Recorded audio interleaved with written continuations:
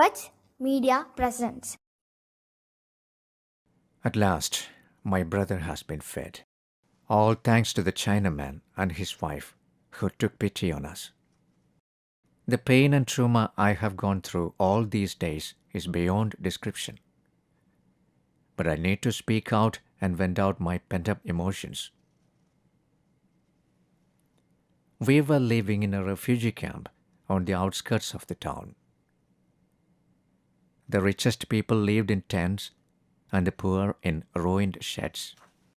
After my parents' death, I could not seek a job because I bore on my back my newborn brother who continuously cried because of hunger.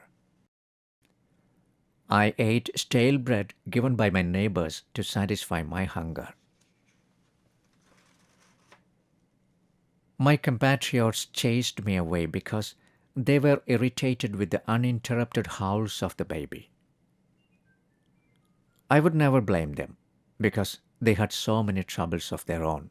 I went to the other side of the place where the Anatolians had their refugee camp. I heard about a nursing mother and hoped that she might take pity on my brother. The Anatolians were not in a better situation than us.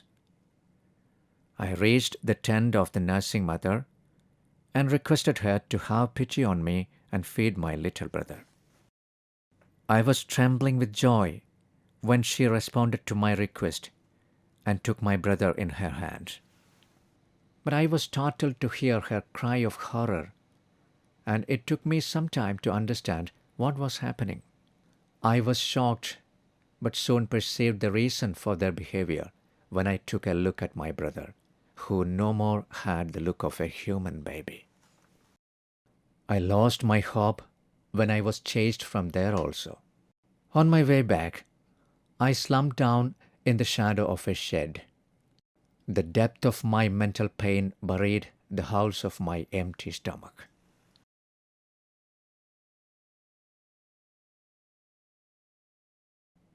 We never know how, when, and where our lives would take a colorful turn. For me, after a long time, I saw a face which had an empathetic attitude towards me. A Chinaman who used to sell paper knickknacks came before me as an angel and offered help. I was first reluctant to take his help, but I had no other choice and hence followed him.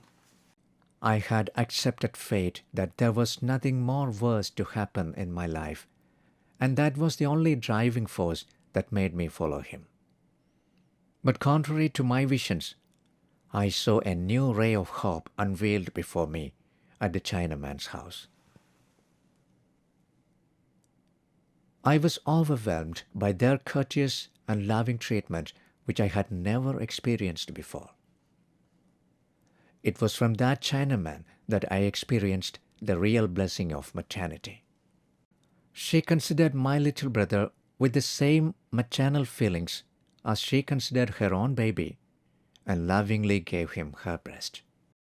The pangs of my heart were eased, and I felt extremely relieved and happy. And that was the end of the most difficult part in my life.